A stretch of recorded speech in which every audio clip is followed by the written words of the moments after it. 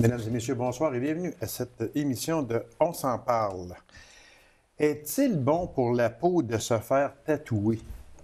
Peut-on faire enlever un tatou ou si vous préférez se faire détatouer?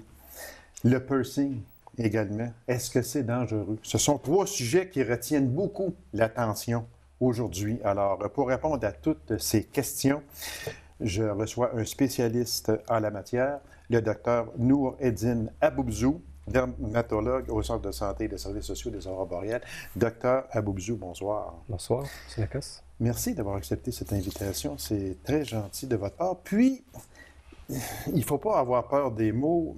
Il me semble peut-être qu'ils sont peut-être plus visibles aujourd'hui, mais est-ce que je me trompe en disant qu'on en voit beaucoup plus qu'il y a peut-être 2 ou 3 décennies passées?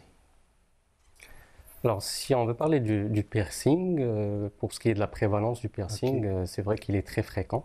Il y a des études américaines qui ont montré que il y a à peu près entre 17 et 33% des patients, des personnes qui sont à l'âge universitaire qui ont un piercing.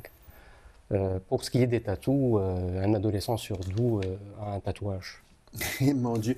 Est-ce qu'il y a un âge minimum pour un tatou? Est-ce qu'on peut faire tatouer un bébé? Je m'excuse d'aller aussi jeune que ça, mais il faut poser la question quand même. Est-ce qu'il y a un âge minimum, puis au pire aller, est-ce qu'il y a un âge maximum aussi pour ça? Écoutez, ceci est plus ou moins régi par la loi au consentement pour les mineurs, la loi au consentement aux soins de santé. Pour les mineurs en dessous de 14 ans, ils ne peuvent pas consentir d'eux-mêmes à faire ça, mais au-dessous de ça prend la signature, ça prend. Pour ce qui est de ceux qui sont au-delà de 14 ans, c'est sûr que la loi elle est faite pour les soins de santé ou pour les soins esthétiques médicalement requis. D'accord. Pour ce qui est d'un tatouage ou d'un piercing, au-delà de 14 ans, je pense que si la personne est encore mineure, ça demande l'autorisation parentale. Est-ce que c'est plus dangereux? D'abord, vous êtes dermatologue. La peau, est-ce que la peau est la même, je veux dire, pour un jeune de, mettons, 10, 12, 13, 14 ans, que d'une personne de 50, 60 ans? Est-ce qu'elle est plus fragile? Plus on vieillit, est-ce que la peau devient plus fragile? Ou on aurait de la misère à une personne de 60 ans de faire un tatou parce que sa peau n'est peut-être pas la même que pour une personne de 20 ou 25 ans? C'est sûr que la consistance de la peau et l'épaisseur de la peau, dépendamment de la région où elle est, elle change avec l'âge. OK. Fait que ça veut dire que, autrement dit, c'est comme toute chose, plus on vieillit, à ce moment-là, bien, il est peut-être moins recommandé de se faire un tatou, non? Non, je dirais pas ça, mais on peut faire un tatouage à n'importe quel âge. OK. Mais c'est sûr que quand on est avant l'âge de la majorité, si je peux dire, là, ça demande une autorisation parentale et ça demande tout de même une réflexion parce que c'est quelque chose qui va être fait, et qui va rester là définitivement si c'est un tatouage permanent. Hein? Oh, là, on arrive sur quelque chose de vraiment intéressant de ce que vous venez de dire. Lorsque l'on arrive sur un tatou de permanent, est-ce qu'il y a des tatous? Parce qu'on va en parler de détatouage tantôt. Est-ce qu'il y a des tatous qui sont tellement permanents qu'on ne peut pas procéder à l'enlèvement? Alors, on peut les classifier en deux. On a un tatouage permanent et un tatouage qui peut être pas définitive, qui est temporaire, si je peux dire. Okay. Alors un tatouage permanent, c'est quelque chose qui va être incrusté dans la peau et qui va rester là définitivement. C'est sûr qu'elle va un petit peu, les couleurs vont devenir fades, un peu plus, moins prononcées avec le temps, mais elles vont rester là. Hein. Un tatouage est quelque chose en continu remaniement, là, c'est quelque chose qui va se remanier tout le temps parce qu'il y a dans notre peau, c'est l'incrustation de substances colorantes qui vont être dans l'épiderme, la première couche, et qui vont être dans le derme, la deuxième couche. Et un tatouage, ça vit, c'est quelque chose qui vit, et il y a certaines cellules de notre corps, dans notre peau, qui vont venir et qui vont essayer de bouffer, de manger, de phagocyter en fait ce colorant. Et c'est pour ça qu'on voit que les tatouages, avec le temps, vers leur périphérie, vers leur bord, ils deviennent un peu avec des couleurs moins éclatantes et elles vont un petit peu devenir plus pâles. OK. C'est en fait un tatouage, il est en constant remaniement. Il vit, il est en constante changement toute une vie. C'est quelque chose qui est dans notre peau, mais qui change. Alors que le tatouage temporaire, c'est quelque chose qui va partir au bout de quelques semaines. Ah, OK. Vous, docteur, qui êtes dermatologue, vous savez, bon, la peau, elle se régénère, ça, on le sait. Est-ce que, je pose la question comme ça, est-ce que vous êtes pour des personnes qui se font tatouer? Est-ce que vous êtes pour ça, vous, ou bien non, si vous avez certaines réticences ou... c'est quoi votre position, vous, là-dessus? Je sais que pour un dermatologue, la question est peut-être difficile un peu, mais est-ce que vous êtes pour ça? Écoutez, moi personnellement, je ne me ferai pas tatouer, mais bon, ça c'est mon avis à moi Oui, pour c'est ce ça, qui oui. est des tatouages, mais cela dépend de l'avis de chacun. Si c'est fait correctement, si c'est fait à un âge de la raison, si c'est bien réfléchi, si on sait le pour et le contre, si on sait ce qu'on attend avec un tatouage, quels sont les problèmes qui peuvent survenir avec un tatouage, et qu'on prend la décision à bon escient, pourquoi pas?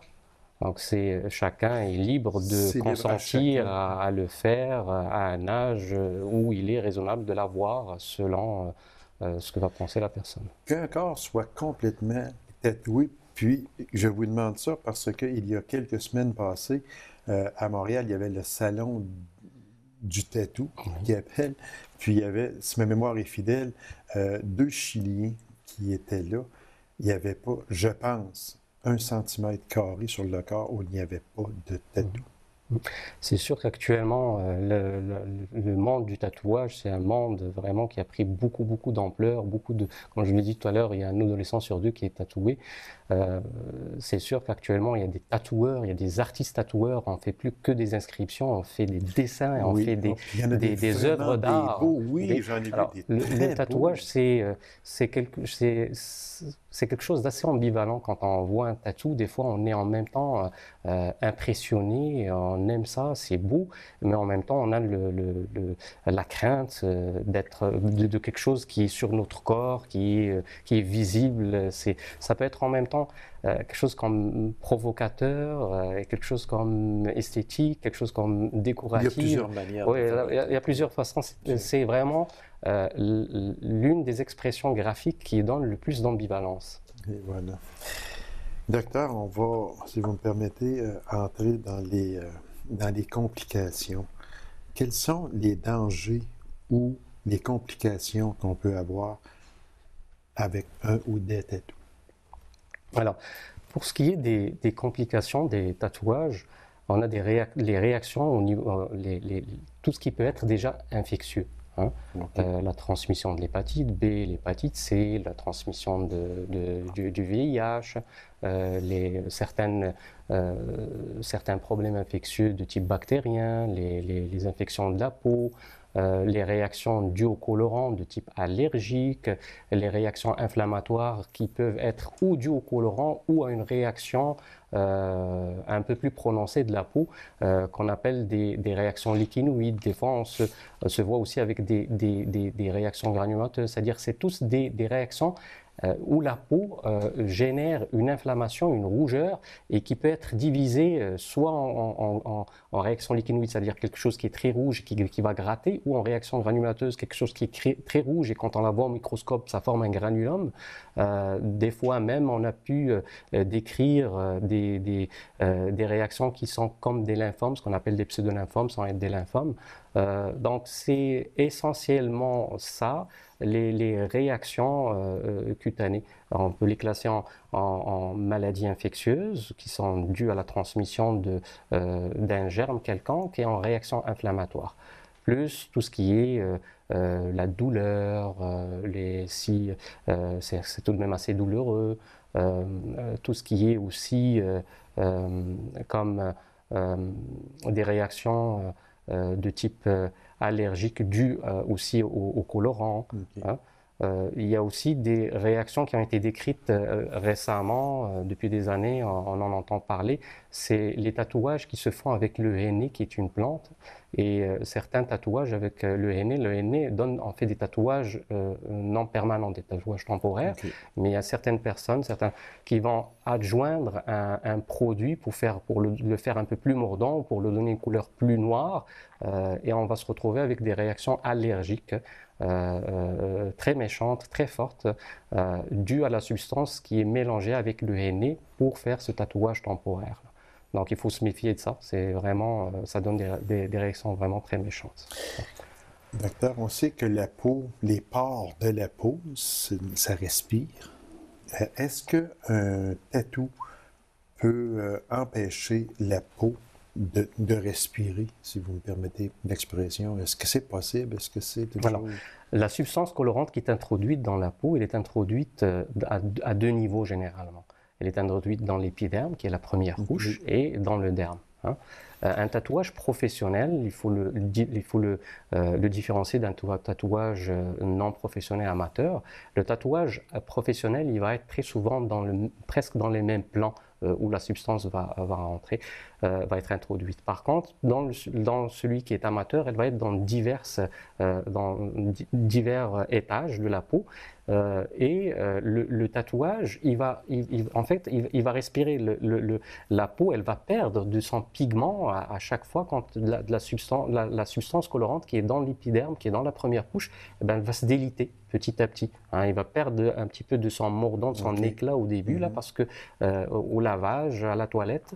Par contre, celle qui est dans la couche plus profonde, elle va moins sortir à la superficie, mais elle va être d'elle-même reprise vers la profondeur et dénaturée et en constant remaniement, comme je vous l'avais dit la fois dernière. Okay. Docteur Aboubziou, on sait que les tatous existent quand même depuis plusieurs décennies. Comme je vous demandais tantôt, il me semble que l'on en voit plus aujourd'hui. Est-ce qu'on les montre plus ou il y a plus de personnes qui se font tatouer des choses? Puis comme vous le disiez si bien aussi, il y en a que c'est vraiment des œuvres d'art que l'on peut voir, c'est vraiment beau. Dans les années, disons, 60, 70, ça allait jusqu'à 80, est-ce que ces tatous-là sont faits de la même manière que ceux d'aujourd'hui? Puis une personne qui irait vous voir pour se faire détatouer un tatou qui s'est fait faire mettons, en 1965, 1966, est-ce que le procédé serait le même que s'il vient juste de se le faire il y a quelques années passées?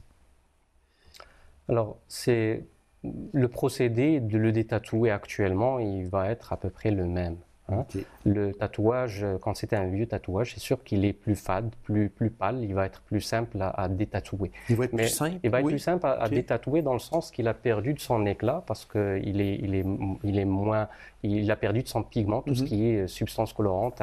Mais la difficulté va être dans les encres parce que c'est quelque chose qui est constamment en modification, constamment. Il y a beaucoup les encres changent, il y a des nouveaux encres, on parle d'encre indélébile actuellement. Et c'est sûr qu'il y a des encres qui ont été utilisées il y a longtemps, sont beaucoup moins utilisées actuellement. Il y a certaines substances qui étaient utilisées comme la coloration rouge qui est à base de mercure, qui est à base de sulfate de mercure, qui est à base de cinabre. En fait, le cinabre, c'est une roche qui est extraite, qui est rouge et qui contient en fait du mercure. Et celle-là, elle est actuellement de moins en moins utilisée. Donc, c'est sûr qu'on va trouver des couleurs. Des couleurs qui étaient utilisées auparavant, qui sont moins utilisées actuellement. Est-ce que c'est cette peinture-là, docteur, qui pourrait, je dis bien qui pourrait, s'attaquer au méninge?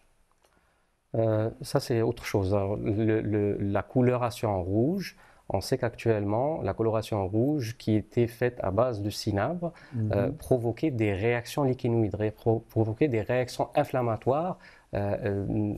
Ça, c'est connu. Et on sait que cette coloration rouge aussi est très difficile à détatouer. ont trouvé des difficultés à enlever certaines colorations. On en parlera après si vous voulez qu'on parle du tatouage. Oui, on va en parler après, docteur. Mais cette coloration rouge, comme je dis, elle donnait essentiellement des réactions de type allergique ou des réactions inflammatoires qui grattent beaucoup et qui rendaient la vie plus difficile à la personne tatouée. Tatouage versus anesthésie épidurale. Moi, j'ai dans mes notes ici qu'on dit que les femmes qui accouchent au Québec, 70% reçoivent une épidurale, comme en Ontario, 61%, bon, etc. C'est quand même 7 personnes sur 10. Est-ce qu'il est vrai que certains médecins ne veulent pas donner une épidurale au travers un tatou?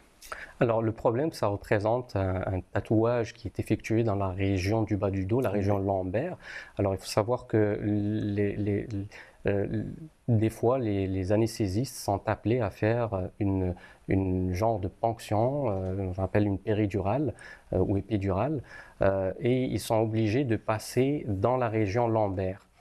Et quand il y a un tatouage qui se trouve juste au siège où ils doivent passer leur aiguille, ça peut représenter un danger pour la pratique de ce geste. Et pour l'expliquer mieux, vous savez, le tatouage c'est fait avec des substances, c'est des pigments, c'est des colorants qui sont à base de métaux.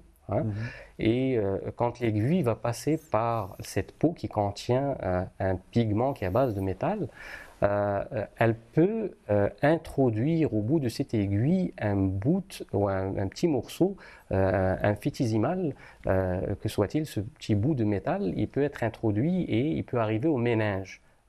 Pour le méninge, au niveau de la moelle épinière, là où va passer le trocar, juste avant la moelle épinière, et il va hériter les méninges, il va en fait il peut reproduire une réaction inflammatoire, et cette réaction inflammatoire au niveau de cette méninge peut induire un processus infectieux et une infection peut partir de là et ça peut représenter un danger pour une méningite et d'autres problèmes. Ce qui est quand même sérieux. Donc, le conseil donné ici, là, c'est vraiment pour la région lombaire, pour les dames qui vont avoir un jour à avoir des grossesses et à devoir se faire des péridurales. C'est sûr qu'il faut penser avant de faire un tatouage au niveau de la région lombaire. Il faudrait y penser à ce moment-là. C'est sûr que c'est à chacun son tatou, si on peut dire, puis à chacun l'endroit, sauf que, comme vous le dites si bien... Il faut éviter cet endroit de préférence, parce que ça peut représenter vraiment une difficulté à surmonter pour la personne qui voudra se faire une péridurale, et donc certains anesthésistes refusent de faire à cet endroit. Donc, endroit sur le corps à éviter le plus possible pour les personnes qui auraient dans leur idée d'accoucher un jour. Alors, il faudrait faire attention et d'éviter cette partie du corps humain à ce moment-là. Docteur, on a parlé de tatouage, on va parler de détatouage maintenant, parce que ça existe. Est-ce qu'on peut uniquement détatouer au laser seulement, ou s'il y a d'autres façons de détatouer que le laser? D'accord. Alors, on va juste reprendre un petit peu l'histoire naturelle du détatouage. Oui, OK. Alors, les détatouages, auparavant, ça se faisait et ça se fait encore. Vous savez, c'est un morceau de peau, une partie de la peau qui a un dessin ou une inscription et qu'il faut enlever. Quand c'est petit, quand c'est vraiment petit, quand c'est des lettres ou une petite inscription, ça peut se prêter à une exérèse, à quelque chose qui peut se faire par chirurgie. En fait, on enlève ce bout de peau et on va le suturer. D'accord? Quand c'est petit, la cicatrice est belle, on peut faire quelque chose de beau et on peut l'enlever de cette façon. Donc ça, c'est une technique qui se faisait auparavant, avant l'ère des lasers dont on va parler dans un peu de temps. La deuxième technique, c'était enlever et ramener un morceau de peau et le greffer à l'endroit quand c'est des gros tatouages. D'accord? Donc on faisait une exérèse suivie d'une greffe. Puis après, ça a évolué vers d'autres techniques qui existaient depuis fort longtemps, mais qui sont affinées avec le temps. C'est ce qu'on appelle la dermabrasion. La dermabrasion, c'est quoi? En fait, c'est des meules. On a une petite meule avec comme une pierre diamantée, là, et on a braisé, en fait, comme un papier de verre, on abraise la région où il y a, sachant que le pigment, il est dans l'épiderme et dans le derme, donc on essayait d'abraiser cette région le plus possible, de telle façon qu'on arrive aux quelques millimètres où peut siéger le pigment. Ça s'appelle une dermabrasion. Puis la dermabrasion, c'est sûr, ça se faisait, ça se fait, mais ça laissait des cicatrices, d'autant plus que quand c'était des gros tatouages, ça devait laisser difficulté de cicatrisation, le long terme à cicatriser, puis après ça laisserait une cicatrice pas belle. Puis les choses ont évolué, on s'est dit pourquoi pas à pallier autre chose, c'est-à-dire faire de la dermabrasion mais ramener des sels pour de telle façon que faire des chélations, c'est-à-dire ces métaux, ces sels de métaux, les lier avec d'autres sels et les faire sortir de là. Donc on faisait une abraison, c'est ce qu'on appelle la salabraison, là on faisait une abraison ou la salabraison avec des sels, du permanganate de potassium ou alors carrément de l'acide trichloroacétique. D'accord? Bon, c'était fastidieux, mais aussi ça laissait des cicatrices, ça demandait beaucoup de temps pour la cicatrisation et on n'arrivait pas à avoir un détatouage complet et à enlever tout le pigment. Puis les choses ont évolué, on a commencé à faire du laser. Les premiers lasers qui ont été faits là-dedans, c'était le laser CO2. Le laser au gaz carbonique, là, le CO2, faisait à peu près la même chose que l'abrasion, mais c'était beaucoup plus fin, ça saignait moins et ça laissait de plus belles cicatrices. D'accord? Puis après, avec le temps, on s'est dit, en comprenant un petit peu l'histoire naturelle, comment évolue de lui-même un tatouage. Comme je vous l'ai dit tout à l'heure, le tatouage en lui-même, le pigment, il est dans la première couche et dans la deuxième couche, épiderme, derme. Alors, lui, le tatouage, il vit tout le temps. Et ce pigment qui est dans la deuxième couche, ben, il est tout le temps en continu remaniement. Il y a des petites cellules nettoyeuses qu'on appelle des phagocytes ou des macrophages. Ben, elles vont toujours vouloir manger et enlever le peu de pigment qu'ils trouvent dans le... Et ils l'emmènent, il l'enlève, il essaie de le phagocyter, il l'emmène vers les ganglions, nos ganglions là. Et vu de ce concept-là, de ce constat, est venue l'idée de vouloir carrément cibler, détruire de la même façon que font ces cellules, détruire avec du laser. Et le laser dépigmentant ont été créés, ce qu'on appelle les lasers dépigmentants ont été créés. Et ce laser dépigmentant, ben, il va cibler le pigment. Il va cibler le pigment et qu'est-ce qu'il va faire? C'est des spots de lumière qui sont envoyés en fractions de secondes et ce pigment, on va le faire éclater en petits morceaux et les cellules phagocytaires qui sont dans le derme vont venir le bouffer. C'est vraiment ça le laser dépigmentant. C'est essayer de fragmenter les sels de métaux, de colorants qui sont dans le derme de telle façon mais le problème, c'est si on fragmente, c'est de la chaleur, si on fragmente et qu'on le fragmente sur un temps assez lent, ben, on va détruire toute la peau qui est autour. Ben, les choses se sont affinées plus et on s'est dit pourquoi pas ramener un faisceau lumineux de laser qui va faire éclater le pigment, mais en fraction de seconde, de nanoseconde. Vous savez, le nanoseconde, c'est 1 millionième de fois moins vite, plus court que la seconde. La seconde, c'est ça. D'accord? Et le millionième de seconde, c'est 1 million de fois plus court que ce geste-là. D'accord? Et c'est avec ça que maintenant on fait du détatouage. La majorité des dermatologues qui font le détatouage, ben, ils vont utiliser ces machines. Ça s'appelle du laser déclenché, des lasers déclenchés.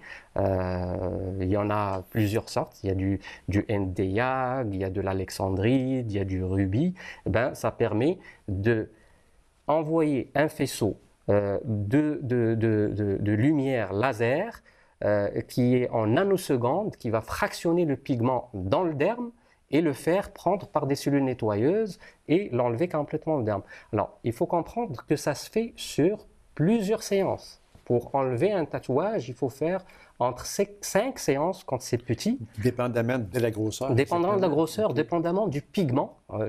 J'ai ajouté autre chose là-dessus. Dépendamment de la grosseur, de la superficie, mais dépendamment aussi de la pigment et dépendamment d'où est-ce qu'il se situe le pigment et dépendamment de la quantité et de la concentration de ce pigment. Ben, ce laser-là, il va demander à peu près 5 séances à 20 séances. Alors, pourquoi autant de séances? Parce que à chaque fois, on va enlever une petite quantité, à chaque fois, on va enlever une petite quantité jusqu'à carrément le pâlir. Alors, mais, il y a un mais là-dedans, c'est que ça représente, il y a des couleurs comme le jaune, le vert, le rouge, qui sont très difficiles à enlever et qu'on n'arrive pas complètement à enlever avec ces lasers actuellement. Oui. Actuellement, il y a quelque chose de plus nouveau là qu'on appelle le picosur. On ne parle plus de nanosecondes, on parle de picosecondes. C'est 1 billionième de fois plus court que la seconde.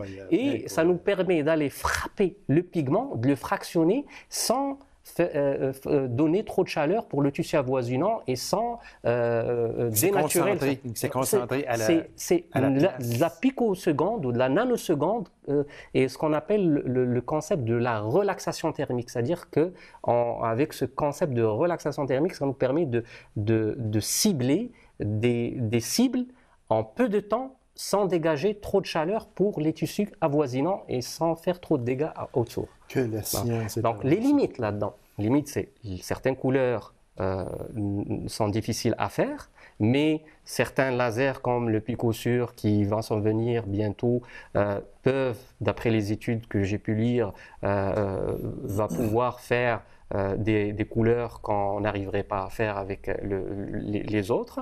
Et des fois, on va travailler avec 2 ou 3 lasers différents pour pouvoir cibler toutes les couleurs. Hein? Voilà.